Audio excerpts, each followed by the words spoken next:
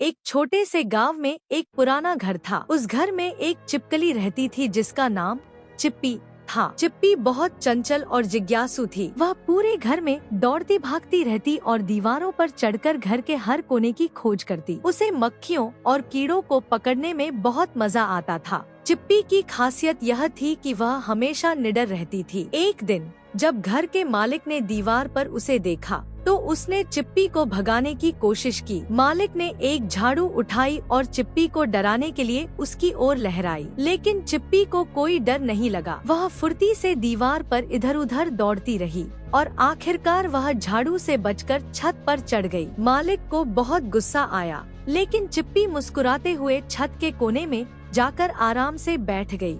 एक और दिन की बात है। चिप्पी को एक बड़ी मकड़ी दिखाई दी। मकड़ी बहुत चालाक और तेज थी। चिप्पी ने सोचा, आज तो इसे पकड़ कर ही रहूंगी। जैसे ही मकड़ी दीवार पर चलने लगी, चिप्पी ने भी अपनी चालाकी दिखाई। वह मकड़ी के पीछे पीछे दीवार पर तेजी से दौड़ने लगी। मकड़ी बचने के लिए दरारों में छुपने की कोशिश करती, लेकिन चिप्पी अपनी चालाकी से उसे बाहर निकाल लाती। कुछ ही देर में चिप्पी ने मकड़ी को पकड़ लिया और उसे खुशी से खा गई।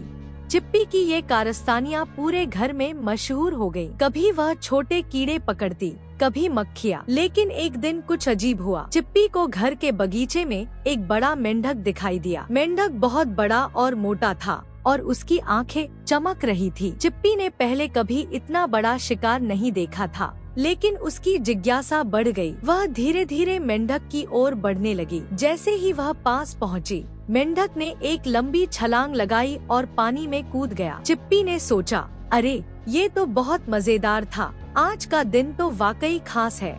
उस दिन के बाद से चिप्पी को और भी मजेदार चीजें दिखने लगी। कभी वह तितलियों के पीछे दौड़ती, कभी घर के छोटे मोटे कीड़ों को पकड़ती। लेकिन सबसे बड़ी बात यह थी कि चिप्पी कभी हार नहीं मानती थी। वह हमेशा हिम्मत और फुर्ती से काम करती और यही उसकी सफलता का राज था।